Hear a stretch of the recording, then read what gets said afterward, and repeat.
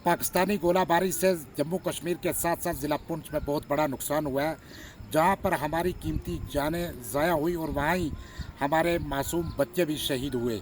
इसके साथ साथ ज़िला पुंछ के अंदर इससे पहले के बहुत बड़ा नुकसान हुआ और इसके साथ हमारे जो लोग वहाँ से शिफ्टिंग होने लगे, तो उस ज़िमन में भी हमारी एलजी इंतज़ामिया या उमर सरकार ने कोई खातिर इंतज़ाम नहीं किया था, जिसके चलते हमारे लोगों की चीखों पुकार सिर्फ रज़ाए इलाही के अलावा कोई नहीं सुन रहा था।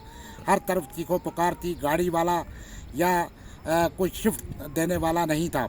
अगर चाहे हमारे लोगों को बहुत बड़ी प्रॉब्लम आई, इसके चलते इस मुश्किल हालात में जो हमने देखा कि कुछ गाड़ी वालों ने, मुनाफाखोरों ने लोगों को लूटना शुरू किया।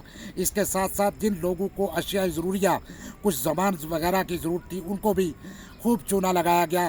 कुछ ऐसे गरीब लोग थे कि जिनके पास ना तो गाड़ी थी, ना जाने के लिए कोई खातिर इंतज़ाम था, ना ही लेने के लिए कुछ पैसे थे, लेकिन खुदा के भरोसे पर वो लोग जो है पैदल चल पड़े। और मैं शुक्रगुज़ार हूँ अपनी पंचायत अड़ाई का कि मेरे इलाके के लोगों ने हमारे बॉर्डर एरिया के लोगों को पनाह देकर एक बहुत बड़ी मिसाल कायम की। जहां मैं अड़ाई के लोगों का शुक्रिया अदा करता हूं, वहीं मैं उन लोगों का भी शुक्रिया अदा करूंगा कि जिन्होंने अपने अपने घरों में बॉर्डर एरिया के लोगों को बिना मज़हब व ज़ात पात, बिना किसी मसलक के लोगों को अपने घर में रखा और एक इंसानियत का सबूत दिया। इसके साथ साथ मैं कहना चाहूँगा कि जहाँ मैं ज़रूरत इस बात की थी कि यहाँ पर जो है शेल्टर बनाए जाएं, और बॉर्डर एरिया से कई साल पहले बनाए भी गए थे, लेकिन वो बराए नाम थे। अभी तक जो है वो यहाँ इंतज़ामिया ने कोई रहने का बंदोबस्त नहीं किया।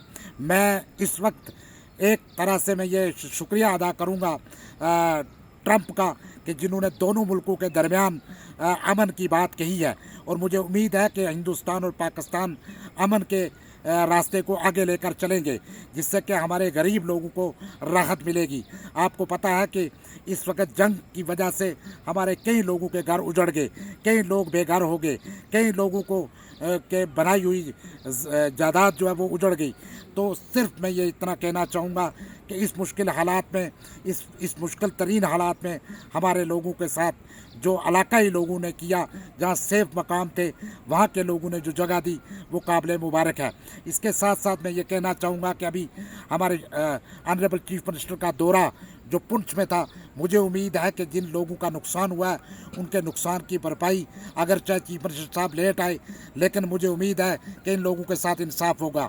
और ख़ास करके जो लोगों की डेथ हो चुकी है, उनको SRO 43 के तहत उनको मुलाजमत की डिमांड करते हैं हम, और फौरी तौर पर उनको मुलाजमत दी जाए।